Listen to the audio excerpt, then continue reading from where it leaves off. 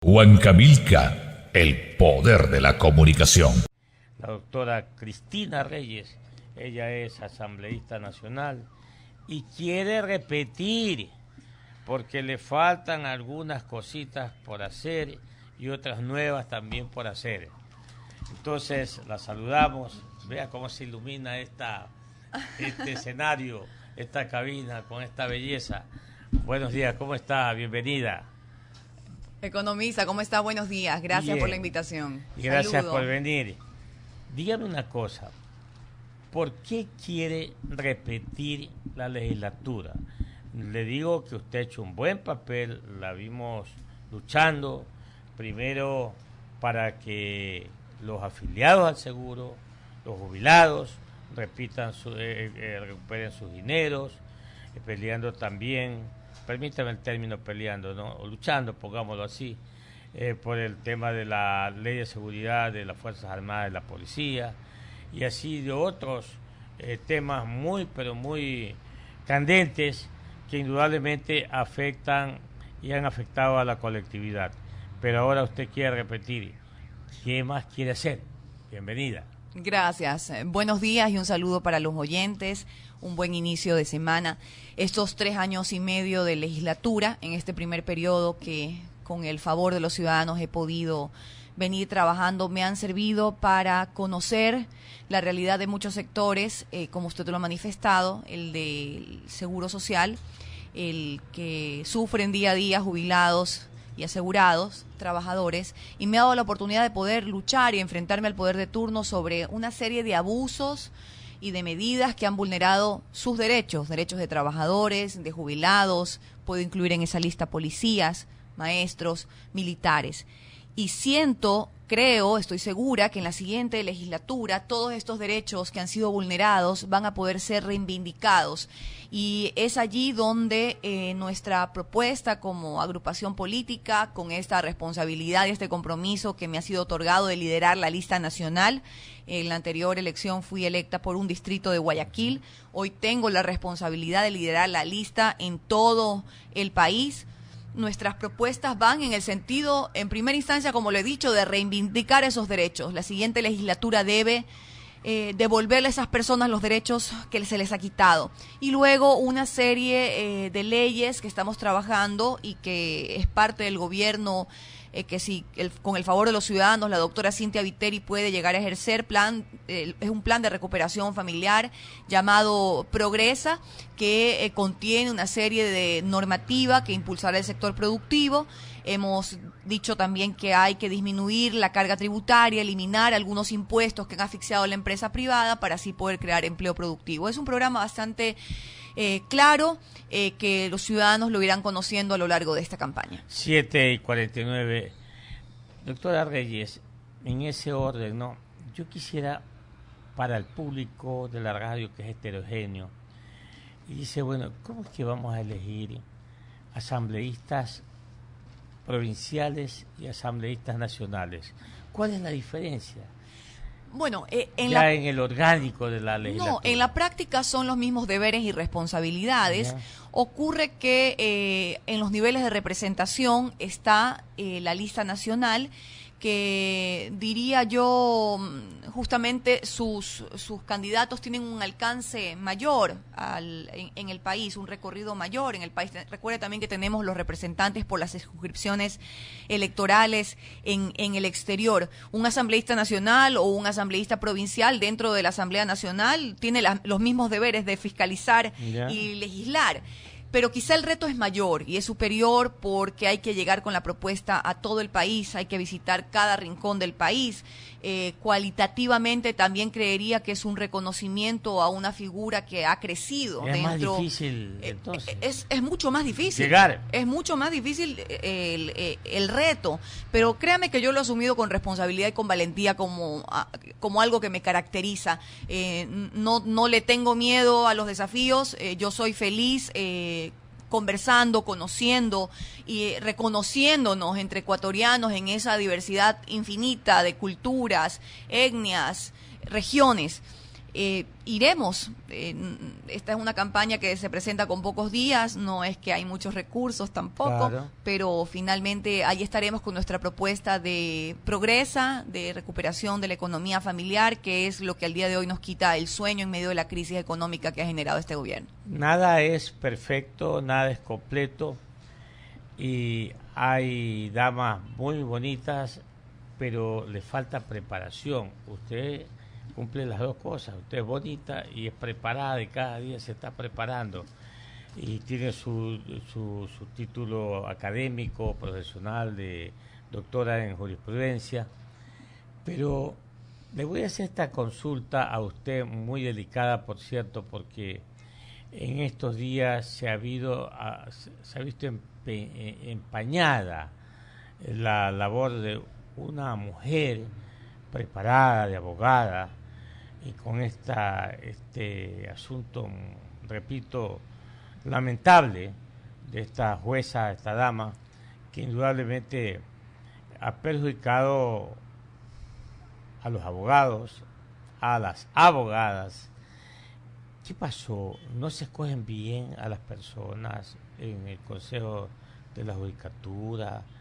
¿Qué ha sucedido ahí? A ver, yo no voy a entrar a juicios de valor Claro, con la dureza que lastimosamente sí. a veces en las redes sociales Muy dura, muy dura. se tratan a las personas. En algunos casos entiendo que hay indignación de la ciudadanía porque esa misma dureza y esos mismos epítetos y humillaciones vienen en ocasiones desde el poder de turno a los ciudadanos. Lamento en lo personal esta situación vergonzosa en la que se involucró no solo la ex jueza o que provocó la ex jueza, sino que además también se involucraron a policías, a los colaboradores, trabajadores del restaurante, en una situación sin duda violenta y bochornosa, que entiendo está esto ya en manos de la justicia y será la justicia la que deba determinar. Para mí lo que no puedo dejar de pasar y de señalar es la vinculación política que lastimosamente la función judicial guarda con el gobierno de turno y los señalamientos que se han hecho en estos llamados concursos de oposición y mérito para el escogitamiento de los jueces, de las juezas, de los fiscales, que lastimosamente aparentemente no han guardado la relación en cuanto al tema de meritocracia, al tema de la formación académica, sino más bien a la vinculación política. Este es un caso de los cientos de casos que existen y la preocupación y lo que nos debe quitar el sueño en estos momentos es llegar a un gobierno en el que podamos tener funciones independientes del poder político, una función legislativa independiente que legisle y fiscalice en función de los intereses de los ciudadanos, de los intereses del pueblo, una función judicial que no permita los vínculos políticos. El juez es un ser humano, por supuesto, alguna simpatía, alguna antipatía tendrá hacia uno determinado político o partido político, pero ya tener enraizado, ya tener ese vínculo, esa conexión tan íntima con el partido de gobierno, como hemos visto, de ir a eventos proselitistas. Ojo, que el caso de la jueza es uno de tantos. Hemos visto a muchos jueces en convenciones vestida la camiseta verde. Eso no es ético. Eso no nos garantiza a los ciudadanos transparencia en la función judicial.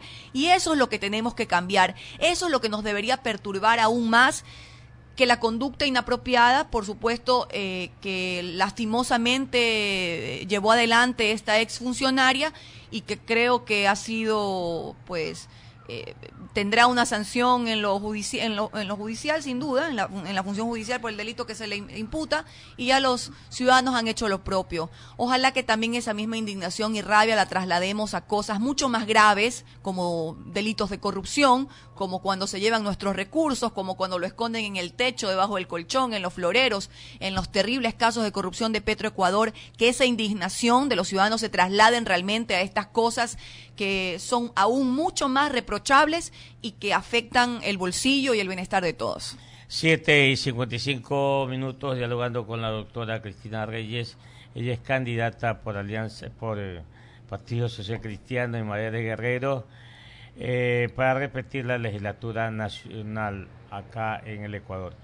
Doctora Reyes, ¿qué le promete usted a su electorado de nuevo en el evento que la elijan ya ahora asambleísta nacional? Bueno, la gente que me ha podido conocer a lo largo de estos años de trabajo sabe que Cristina Reyes es una mujer de palabra. Lastimosamente, la palabra del gobierno está tan devaluada, han llevado a nivel de política social la mentira e incluso el vulnerar los derechos como norma cotidiana, que creo que han visto en mí a una mujer y una joven que les ha defendido, que se ha enfrentado en todos los espacios, que ha promovido leyes que aunque han sido archivadas, porque lastimosamente muchas de mis leyes han sido archivadas, son las ideas que yo creo. Yo he impulsado leyes a favor del emprendimiento, he impulsado leyes a favor de los jubilados, he impulsado leyes que hacen reformas para combatir la corrupción. Entonces, esa es mi bandera de lucha, esa es mi carta de presentación, esas son mis credenciales.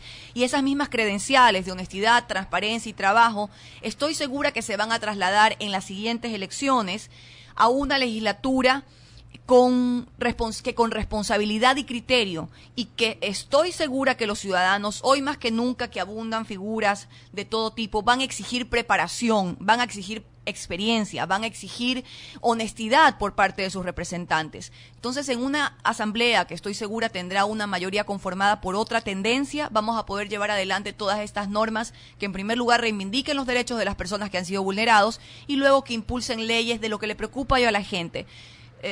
Pues reavivar el sector productivo, generar empleo, disminuir la carga tributaria, ayudar a nuestros jubilados. Ese será mi tarea, mi rol y por supuesto mi rol fiscalizador. Las 7:57.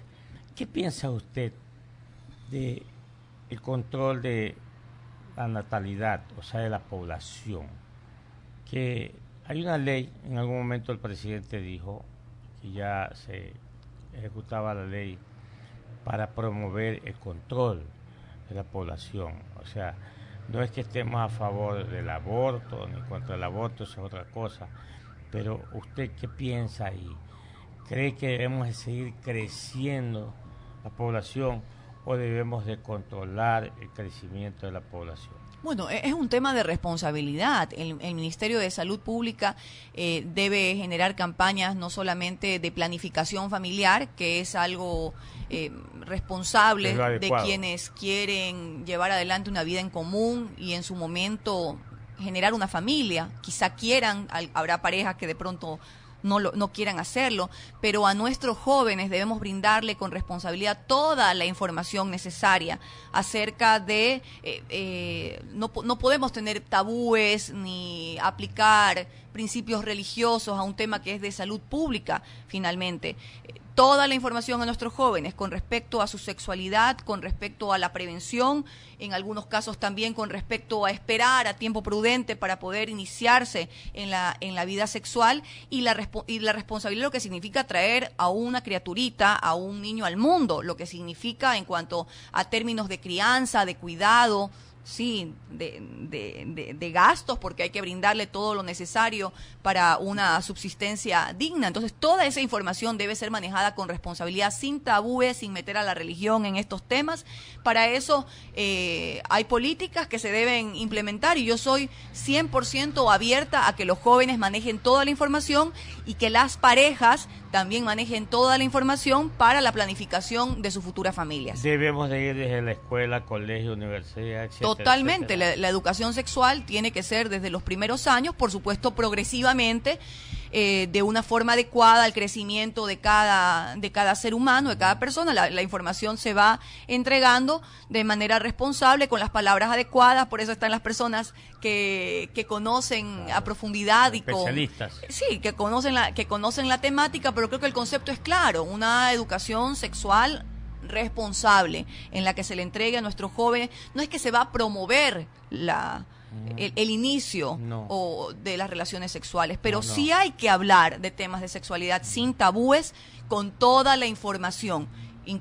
Concuerdo también, como hay algunos movimientos que lo hacen, que también el abstenerse en cierta época de la vida, del crecimiento de un ser humano, de tener relaciones sexuales, también debe ser parte de las alternativas que se pueden otorgar, se pueden dar a conocer a un joven dentro de lo que es el conocimiento de su cuerpo, su crecimiento y su inicio en algún momento, y ojalá que sea cuando se lo haga con responsabilidad y con toda la información adecuada sobre las consecuencias también. Y no se de lo que trata viene. solamente de leyes, sino de cultura. Es un tema de cultura, es un tema de política pública. Uh-huh. Y la política pública no puede estar imbuida de temas religiosos o prejuicios religiosos. Yo sí creo que hay que dotarla de valores humanos, hay que dotarla de la información correcta sobre todo lo que implica la sexualidad de un ser humano.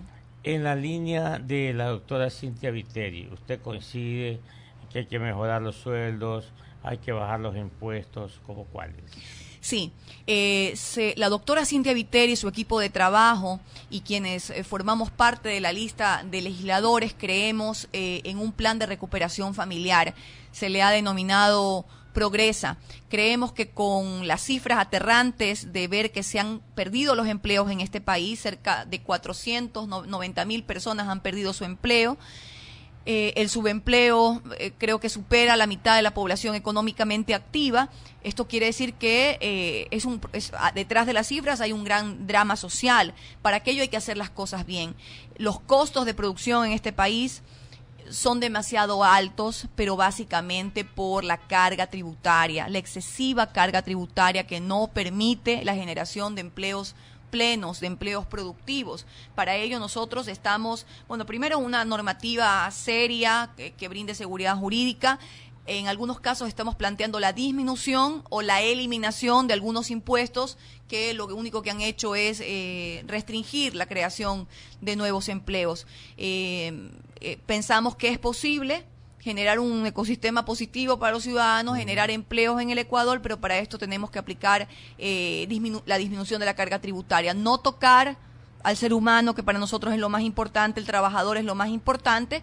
También se está trabajando en un programa que permita el progresivo aumento de los salarios, pero esto va acompañado de incentivos por parte del Estado y de la disminución de la carga tributaria que a su vez permita que se den estos incrementos. En esto del IVA, que es el impuesto regresivo, letal, perjudicial, etcétera, ¿ustedes qué han pensado ahí? Bueno, tal cual fue pensada esta norma, que el gobierno lo hizo de manera irresponsable, puesto que no contaba con un fondo de contingencia para atender la emergencia de Manabí y Esmeraldas. Cero, lo que el presidente llama los fonditos. El economista Pozo ha dicho que los fonditos, que le llama de forma tan peyorativa y despectiva, los fondos de contingencia, fondos de ahorro, van a volver a crearse en este país, para que podamos contar con esos recursos en caso de catástrofe, de calamidad, en caso de alguna recesión económica en el Ecuador. El IVA está claro que se aumentó en 2 puntos porcentuales para que con ese incremento se puedan costear los pagos de la reconstrucción.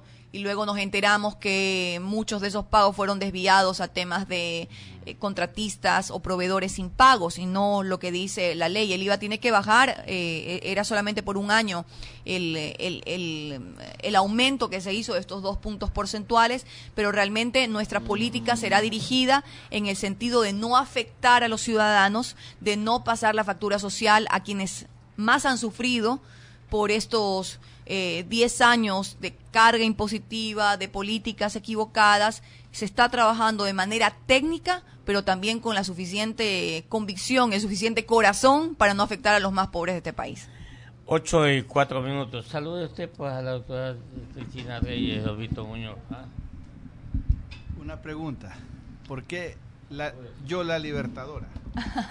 Vito, qué gusto saludarte. El otro día pasó en su carro y ni bola me paró. Estaba yo que lo saludaba, estaba muy bien acompañado, veo. Muchas gracias. Veo. ¿Por qué yo la Libertadora? Siempre he querido preguntar. Sí, Vito, Yo Libertadora es parte de un libro de poesía que yo publiqué hace 3 años ya. Es un homenaje no solamente a dos mujeres que considero que son dos mujeres patriotas, Manuela Sáenz, Rosa Campuzano, quienes acompañaron a los libertadores en las luchas independentistas, sino también es un llamado, por decirlo así, es una autoafirmación y es un llamado a las mujeres ecuatorianas a convertirse en las dueñas de su vida, en las libertadoras de su vida. Hay toda una serie de valores que se intenta reivindicar aún en un mundo machista, en el que de ninguna manera yo acepto el rol de víctima, sino el rol de una mujer que se decide llevar adelante sus sueños. ¿En qué usted como mujer se siente que su pareja o alguien relacionado a su mundo es machista? ¿En qué? Bueno, gracias a Dios, el compañero de vida que uno elige debe ponderar esos valores que uno ha tratado de impulsar a lo largo de su vida, pero podría decir, ¿Su papá era machista? No puedo decir que mi papá sea machista. Mi papá ha sido un hombre que ha impulsado a su familia, que me ha dado todas las herramientas para que yo pueda volar y desarrollarme como ser humano, pero sí hay un entorno, y no lo podemos negar, un entorno de violencia en el que aún matan a nuestras mujeres, en el que aún va por la calle y una mujer siente miedo por la serie de cosas que no son piropos en una naturaleza, son agresiones en la calle, en el bus, y a veces las vemos en la portada del Extra, que matan a una mujer y no hay la indignación y la rabia para movilizarnos. Hace poco en Colombia también a una mujer la quemaron, la mataron, pues la violaron, y esa a veces queda en una estadística más, en una cifra más, cuando debe ser la indignación y el pretexto suficiente para cambiar ese entorno, ese caldo de cultivo que empieza a veces de forma media inocentona en los hogares, con ciertas prácticas medias permitidas de no, usted mijita tiene que hacer ciertas cosas y el hombre las de acá, y luego termina lastimosamente en estos casos ya más dramáticos. Pero bueno, nuestra sociedad ha ido cambiando, nuestros hombres han ido cambiando, nuestros hombres ahora entienden el valor, el rol fundamental de las mujeres, sabemos que somos complementarios, que nos necesitamos, que tenemos que respetarnos unos a otros, y yo apelo porque cada vez haya más hombres que se sumen a esta lucha que la iniciaron las mujeres en un principio. Les cuento que no solo los hombres, sino también ya hay unas empresas mundiales que están en una campaña tremenda para, por ejemplo, en México hay una cerveza que inicia una campaña, y la campaña de la cerveza está encaminada a combatir justamente lo que usted acaba de mencionar. La campaña de la cerveza dice, no me tomes si tú golpeas a una mujer, algo así. Es la cerveza Tecate, una campaña muy fuerte de tipo social que ha impactado muchísimo en México. Qué bueno, me alegro que la empresa privada también se sume a estas iniciativas. Doctora, muchas gracias por estar con nosotros. Muchas gracias a ustedes. Que vaya muy bien y éxito. Y un buen inicio de semana. Gracias por la entrevista.